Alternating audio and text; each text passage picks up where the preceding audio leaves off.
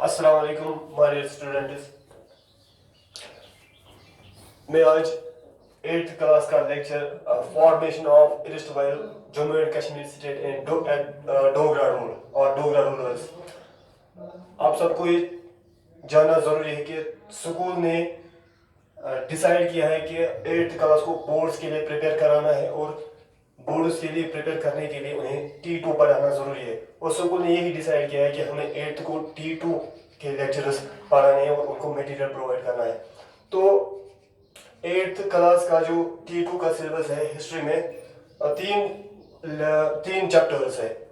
दो आपने पढ़े हैं विंटर्स में, ये तीसरा है formation of Jammu and Kashmir state and Dogra rule. मैं ये पढ़ाने जा रहा हूँ। सबसे पहली बात है हमें इसमें पढ़ना है formation, how Jammu and Kashmir state got formed and Dogra rule. These are two simultaneous topics. Formation of Jammu and Kashmir state, क्योंकि जो फॉर्मेशन हुई जम्मू एंड कश्मीर स्टेट की, जम्मू एंड कश्मीर अब तो ये स्टेट नहीं रही है यहाँ पे, तो अब ये यूनियन टेरिटरी बन गई है 2019 में। आप सबको पता है on 5th of August 2009 the article 370 which was abrogated and the state was bifurcated into union territories Ladakh and J&K. अब फॉर्मेशन में हमें क्या पढ़ना है?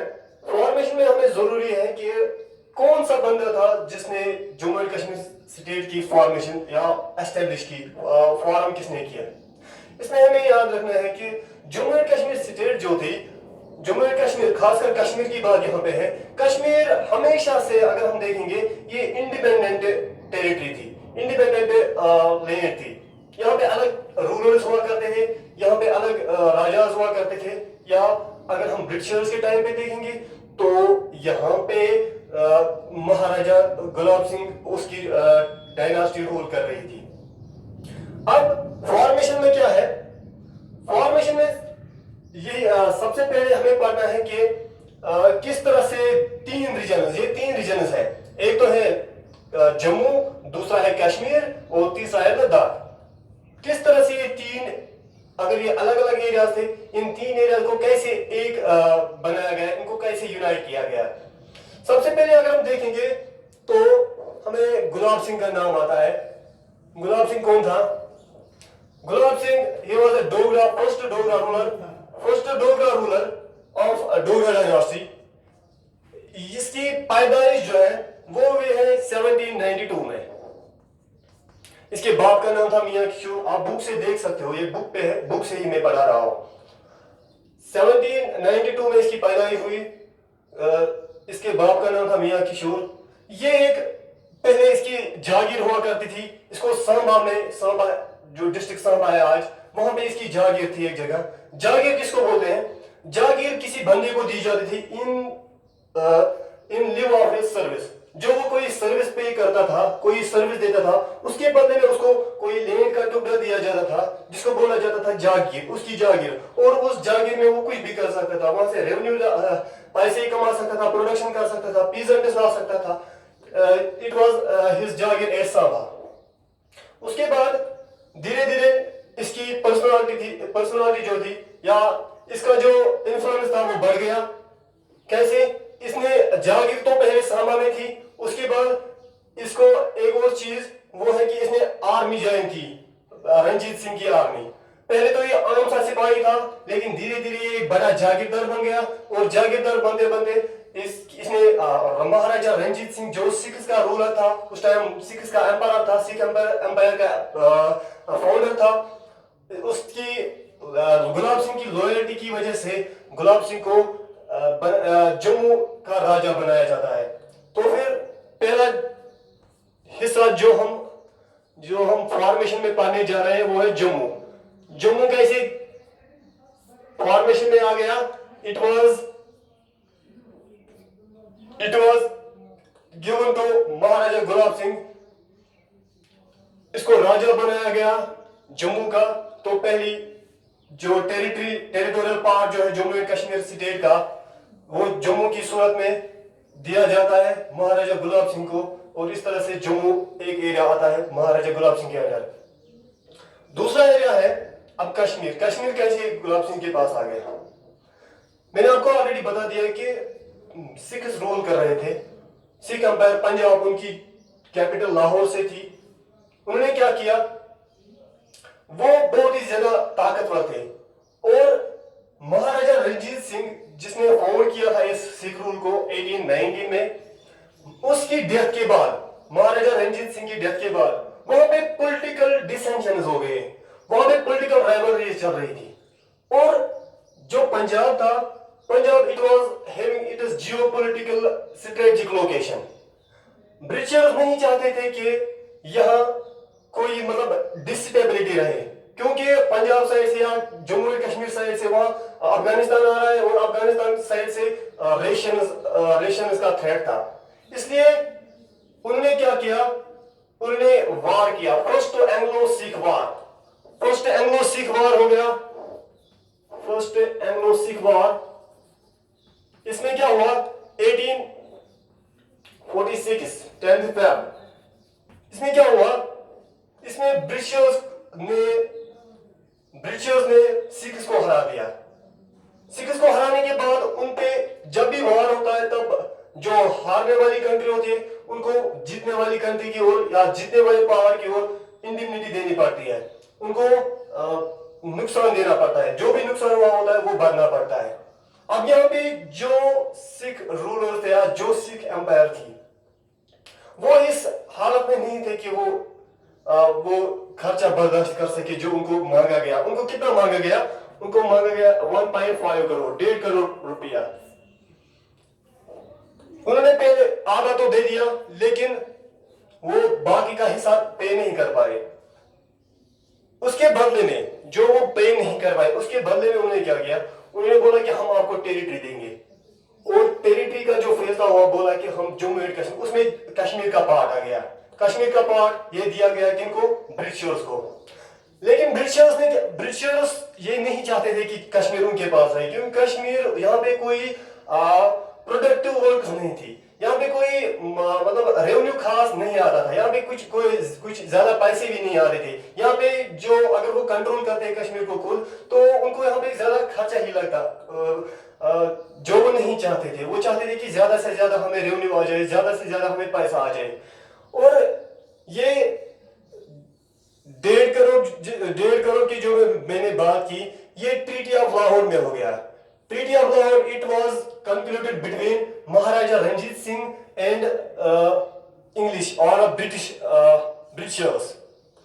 कब, 9 मार्च 1846 जब कश्मीर दिया गया ब्रिटिशर्स को। उसके बाद गुलाब सिंह को बोला गया, गुलाब सिंह ने ऑलरेडी जो सिख वार था, सिखों के साथ जंग हुई थी, गुलाब सिंह ने अपने आप को ब्रिटिशर्स के साथ मिलाया हुआ था। यानी कि उसने अपने बादशाह यानी कि अपने महाराजा रणजीत सिंह को धोखा दे दिया, उसकी लॉयल्टी का मतलब उसकी लॉयल्टी को धोखा दे दिया। और क्या किया, उसने ब्रिटिशर्स का साथ दिया इस वार में। उसने अपने फौजियों को बोला कि आप ब्रिटिशर्स के खिलाफ ना लड़ें। तब जब हार हुई तो उसके बाद इसकी लॉयल्टी के बदले में उसको बोला गया कि हम आपको कश्मीर देंगे, लेकिन इसके अगेंस्ट में आपको हमें कुछ पैसे देने हैं। और वो कितने पैसे थे, 7500 लाख, 75 लाख रुपीस। इतने पैसे में कश्मीर को भेजा गया through the treaty of Amritsar, जिस ट्रीटी में बोला गया कि हम कश्मीर आपको दे रहे हैं। उस ट्रीटी का नाम है ट्रीटी ऑफ अमृतसर। और 16 मार्च 1846 हो गए 2 एरियाज, पहला जम्मू और दूसरा आ गया कश्मीर। अब तीसरा लद्दाख। बाद में उसने अपने एक जनरल कमांडर को भेजा, उसका नाम था जोरावर सिंह। उसने लद्दाख क्या एक्सपेडिशन के लिए भेजा। उसने लद्दाख को अपने अंडर मतलब लद्दाख को अपने अंडर लाया। और इस तरह से 3 एरियाज मिल गए, यूनाइट हो गए और बन गई जम्मू एंड कश्मीर स्टेट। आज तो ये यूनियन टेरिटरी है, जैसा मैंने पहले ही बोल दिया। उसके बाद हमें डिफरेंट डोगरा रूलर्स का पढ़ना है, डिफरेंट डोगरा रूलर्स। और उसने उन डोगरा रूलर्स ने कैसे अपने रूल को कंसोलिडेट किया। उन्होंने जो यहाँ पे रूल कर रहे थे, कैसे कंसोलिडेशन की, कैसे अपने अंपायर को फैलाया, कैसे रूल कर रहे थे। तो सबसे पहले इसमें हमें पढ़ना है गुलाब सिंह, क्योंकि ये फाउंडर था। याद रखना है, founder of Dogra rule in Kashmir is Gulab Singh. Gulab Singh rule किया है 1846 से 1857 तक। गुलाब सिंह ने जब एम्पायर अपने हाथ में ली, यानी कि डोगरा रूलर बन गया ये, अब ये इसको रूल करना था। इसको पहले ये ज्यादा कंसोलिडेशन नहीं कर पाया, क्यों नहीं कर पाया? क्योंकि अभी तो ये इंसेप्शन में ही थी, अभी तो ये शुरुआत ही थी इस डोगरा डायनास्टी की, डोगरा रूल का स्टार्ट ही था। तो स्टार्ट में बहुत सारी प्रॉब्लम उसको फेस करना पड़ती है। तो ये ज्यादा कुछ नहीं कर पाया कंसोलिडेशन में, ये ज्यादा कंसोलिडेट नहीं कर पाया। लेकिन इसने कुछ चीजें की है, उसमें है जागीरदारी सिस्टम रीऑर्गेनाइज। जागीरदारी सिस्टम में बहुत सारी प्रॉब्लम्स हुई थी और इसने जागीरदारी सिस्टम को ऑर्गेनाइज किया, अच्छे से ऑर्गेनाइज किया, ताकि जागीरदार को मतलब जागीरदार अच्छे से सर्विस दे सके, वो अपना अपना रूल बना सके, वो अपने उन टेरिटोरियल जो उनके अंडर टेरिटोरियल एरियाज थे उनको मतलब इंडिपेंडेंटली डिक्लेयर ना करें। ये सब इसने स्ट्रीमलाइन किया। दूसरा, revenue free grants revoked. Revenue grants दिए जाते थे उनको रिवोक किया गया। जिन बंदों को भी रेवेन्यू ग्रांट्स दिए जाते थे, रेवेन्यू ग्रांट्स जस्ट लाइक जागीर, उनको उनसे वापस लिया गया, क्योंकि स्टेट की जो इकोनॉमी थी वो उनसे कम होती थी। तीसरा, रिऑर्गेनाइजेशन ऑफ शाली सिस्टम। तीसरा ये था, इसमें क्या था, शाली सिस्टम में जो यहाँ पे मनी लेंडर्स हुआ करते थे, मनी लेंडर्स वो मनी ऑन लैंडिंग देते थे, वो पीजेंट्स को पैसा देते थे, और उन पीजेंट्स को अपनी शाली हार्वेस्ट के टाइम पे, यानी कि राइस की हार्वेस्ट के टाइम पे वो सारा मतलब कहाँ लाना पड़ता था, इन मनी लेंडर्स के पास। दिस वाज रीऑर्गेनाइज्ड दिस सिस्टम, शाली सिस्टम। ये था महाराजा गुलाब सिंह का, जो फाउंडर था इस डोगरा रूल का। दूसरा रूलर इसके बाद महाराजा गुलाब सिंह के बाद आता है, इसका नाम है महाराजा Ranbir Singh, and he is considered as the greatest ruler of this dynasty, महाराजा रणबीर सिंह। महाराजा रणबीर सिंह 1857 से 1885 तक रूल करता है। इसकी इंपॉर्टेंस क्या है महाराजा रणबीर सिंह की, पहले ही बता दिया कि तो ये ग्रेटेस्ट रूलर है इस डोगरा डायनास्टी का। लेकिन इसकी ज्यादा इंपॉर्टेंस एक चीज से बढ़ जाती है, वो है ही established the criminal and civil law code. वो क्या है, वो आज भी जब तक आर्टिकल 370 रेस्टोर था, जब तक वो था आर्टिकल 370, तब तक ये हमारे पास था, ये पेनल कोड। हमें यहाँ पे जो फैसले किए जाते थे, क्रिमिनल और सिविल जजमेंट जो दिए जाते थे, वो दिए जाते थे on this criminal and civil law code of Ranbir Singh, और इसको बोला जाता था रणबीर सिंह पेनल कोड। अब ये रणबीर सिंह पेनल कोड इस को कैसे बनाया गया था, जिस तरह इंडिया का अलग इंडियन पेनल कोड है वो बनाया था मैकावली ने, और ये जो रणबीर पेनल कोड था ये उसी के पैटर्न पे था, मैकावली के पेनल कोड के पैटर्न पे। एक और चीज जो इंपॉर्टेंट है इसके टाइम पे पोस्टेज और टेलीकम्युनिकेशन सिस्टम को एस्टेब्लिश किया गया जम्मू एंड कश्मीर में, और ये कब हुआ, 1877 में। तीसरा जो रूलर था in this line, Dogra line का तीसरा रूलर प्रताप सिंह रूल करता है 1885 से 1925 तक। प्रताप सिंह के टाइम पे याद रखना है कि ब्रिटिशर्स ऑलरेडी जो रणबीर सिंह के टाइम से वो चाहते थे कि यहाँ पे जो कश्मीर की जो अलग प्रिंसली स्टेट है, यहाँ पे हमारा रेजिडेंट हो। रेजिडेंट हम उस बंदे को कहते हैं, ब्रिटिश इंपीरियलिस्टिक हिस्ट्री में रेजिडेंट उस बंदे को कहते थे जो वो किसी टेरिटरी में रहते थे जो इंडिपेंडेंट हुआ करती थी, यानी कि प्रिंसली स्टेट। वहां पे वो रेजिडेंट वहां की ऑर्गेनाइज एडमिनिस्ट्रेशन पे नजर रखता था कि ये क्या कैसे एडमिनिस्ट्रेशन चलाते हैं, या क्या ये कोई गलत स्टेप मत उठाते हैं, क्या ये कोई गलत काम मत करते हैं जो ब्रिटिशर्स के इंटरेस्ट के खिलाफ है। ये महाराजा रणबीर सिंह के टाइम से चाहते थे कि यहाँ पे हमारा रेजिडेंट हो, लेकिन महाराजा रणबीर सिंह, मैंने अभी बता दिया कि he was the greatest ruler of this dynasty and they were not so much successful in this कि वो अपना रेजिडेंट यहाँ पे ला सके। लेकिन महाराजा प्रताप सिंह के टाइम पे उन्होंने वो सक्सेसफुल हो गए इस चीज में। महाराजा रणबीर सिंह के टाइम पे उन्होंने क्या किया, British resident was established, British residentship was established in Jammu and Kashmir. इसका काम क्या था, इसका काम था जम्मू एंड कश्मीर में नजर रखना कि रूलर्स कोई ये कोई ब्रिटिशर्स के खिलाफ ये कोई साजिश ना करें ब्रिटिशर्स के खिलाफ, क्योंकि ब्रिटिशर्स का रूल यहाँ पे इंडिया में ऑलरेडी इट वाज मतलब एस्टेब्लिश्ड रूल। इसके खिलाफ ये कोई आवाज ना उठाए, इसके लिए ब्रिटिश रेजिडेंट्स को रखा जाता था। और सबसे पहला जो यहाँ पे था सर ओलिवर पहला रेजिडेंट था। इसके टाइम पे एक और चीज याद रखनी है, प्रताप सिंह के टाइम पे रेजिडेंसी रूल कर रही थी, यानी कि रेजिडेंट रूल कर रहा था, रीजेंसी काउंसिल उसको बोलते हैं। क्योंकि महाराजा रणबीर सिंह इसको 1885 से 89 तक इसको कुर्सी से हटाया गया, थ्रोन से हटाया गया, और तब तक वो रीजेंसी काउंसिल रूल कर रही थी। उसके बाद नेक्स्ट रूलर जो है हरि सिंह वो रूलर है जब इंडिपेंडेंस हो गई या कश्मीर का एसेशन हो गया इंडिया के साथ, तब रूलर यही था महाराजा हरि सिंह। वो Hari Singh was the son of Amar Singh. इसका जो इम्पोर्टेंट है तो वो कि इसके टाइम पीरियड में बहुत ज्यादा अनरेस्ट था कश्मीर में। Kashmir it was struggling for its freedom, it was struggling for its rights. उसके इसलिए इसको क्या करना पड़ा, इसने पॉलिसी चेंज की। जो इसके प्रीडिसेसर्स की पॉलिसी हुआ करती थी, इसके पहले जो रूलर्स हुआ करते थे डोगरा डायनास्टी के, इसने उनसे अलग हट के पॉलिसी इख्तियार की। वो थी पॉलिसी ऑफ कंसिलिएशन और पॉलिसी ऑफ मॉडरेशन। इसमें क्या किया इसने, पॉलिसी ऑफ मॉडरेशन में इसने बहुत ज्यादा लोगों को वेलफेयर मेजर्स, लोगों के लिए वेलफेयर पब्लिक वेलफेयर मेजर्स उठाए, या उनको अब यहाँ पे एंट्री दी गई कहाँ पे, लोकल सेल्फ गवर्नमेंट्स में। This was all about Hari Singh. इसके बाद हमारा जो नेक्स्ट टॉपिक है, इसी की सब हेडिंग है society, economy and culture.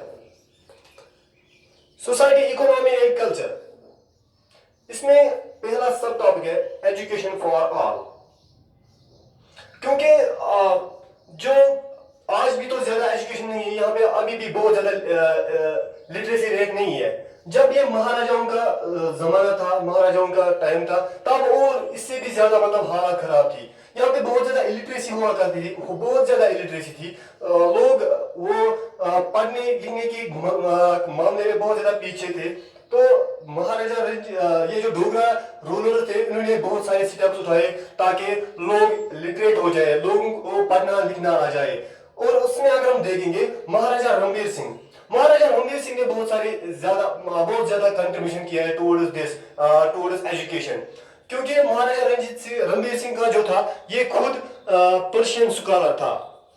Persian scholar होने की मतलब ये पढ़ा लिखा खुद था, अच्छा खासा पढ़ा लिखा था, पर्शियन स्कॉलर। और इसने क्या किया, इसने बहुत सारे क्लासिकल लैंग्वेज, पर्शियन, अरबिक और संस्कृत में रिलीजियस एजुकेशन को एनकरेज किया।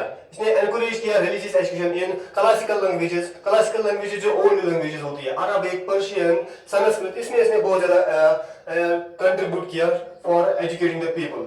इसके अलावा इसने रघुनाथ टेम्पल पाठशाला, ये एक लाइब्रेरी थी, इसने बनाई रघुनाथ टेम्पल पाठशाला। और इसके अलावा इसने एक और चीज, वो है महाविद्यालय। ये एक इंस्टीट्यूशन थी जहाँ पे एजुकेशन प्रोवाइड करता था। और इसके टाइम पीरियड में ये बात भी याद रखनी है कि एजुकेशन हर एक के लिए थी, इसमें कोई डिस्टिंक्शन नहीं थी on the basis of colour, creed और other any other aspect. This was regarding this education or education system of Maharaja Ranbir Singh. One more point is, इसके टाइम पे रणबीर सिंह प्रेस भी जिसको बोला जाता है, it was the first press of Kashmir. ये कब 1822 की बात है। 1822 में एक पहला प्रेस यहाँ पे सेटअप किया गया, एस्टेब्लिश किया गया। इसका नाम था रणबीर प्रेस इन 1882 में रणबीर प्रेस एस्टेब्लिश किया गया। इसके अलावा हम देखते हैं नेक्स्ट रूलर जो था प्रताप सिंह के टाइम पे बहुत ज्यादा मतलब डेवलपमेंट्स हुई एजुकेशन के रिलेटेड। सबसे पहले अगर हम देखेंगे महाराजा प्रताप सिंह के टाइम पे रणबीर हाई स्कूल बनाया गया, कहाँ पे, जम्मू में इन 1885। उसके बाद श्रीनगर में बनाया गया एसपी कॉलेज, जिसको हम आज भी बोलते हैं एसपी कॉलेज। 1905 की बात है, श्री महाराजा प्रताप सिंह कॉलेज। उसके बाद prince of Wales college Jammu में बनाया गया, जिसका आज का नाम है गवर्नमेंट गांधी मेमोरियल कॉलेज। उसके अलावा महाराजा प्रताप सिंह के टाइम पे बहुत ज़्यादा मतलब बहुत ज़्यादा स्कूल्स ओपन किए गए from primary to college level. ये एजुकेशन में इनका कंट्रीब्यूशन था। इस लेक्चर को कंटिन्यू करूँगा, फिलहाल इस वीडियो में इतना काफ़ी है। Best of luck.